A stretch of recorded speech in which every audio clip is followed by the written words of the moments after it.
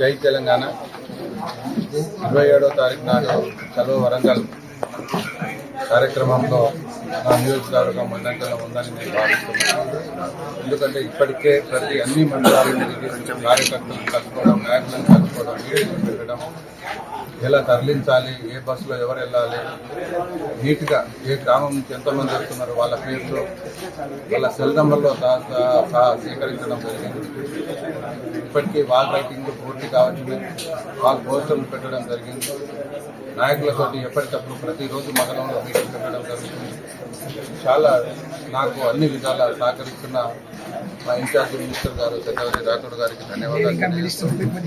27వ తారీఖు నాడు జరగబోయే రథోత్సవ సభను నా మాన్కోట్ల పులిబిడ్డలై తరలి రావాలని, ఆ సభను విజయవంతం చేయాలని చెప్పేసి నేను మనస్ఫూర్తిగా ఆశిస్తూ అన్ని విధాలా నాకు సహకరిస్తున్న మా పార్టీ శ్రేణులకు మనస్ఫూర్తిగా హృదయపూర్వక ధన్యవాదాలు తెలియజేస్తూ 27వ తారీఖు నాడు అసలు కనివిని ఎరగని టైంలో నా మాన్కోట నియోజకవర్గం 2 గంటలకే బయలుదేరి 5 గంటలకు ముందు వరుసలో కూర్చుంటారని చెప్పి నేను ఆశిస్తూ, దానికంటే ముందు రోజు అన్ని గద్దెలకు కలర్లేసి జై తెలంగాణ, కేసీఆర్ నాయకత్వం వర్ధిల్లాలి, శంకరనాయక గారి నాయకత్వం వర్ధిల్లాలని గద్దెల మీద రాసి జెండాలు ఎగరేసి 27వ తారీఖు నాడు బయలుదేరుతామని చెప్పేసి నేను ఇవాళ ఈ సభాముఖంగా కానీ నా కార్యకర్తల తరఫున కానీ చెప్పడం జరుగుతుంది.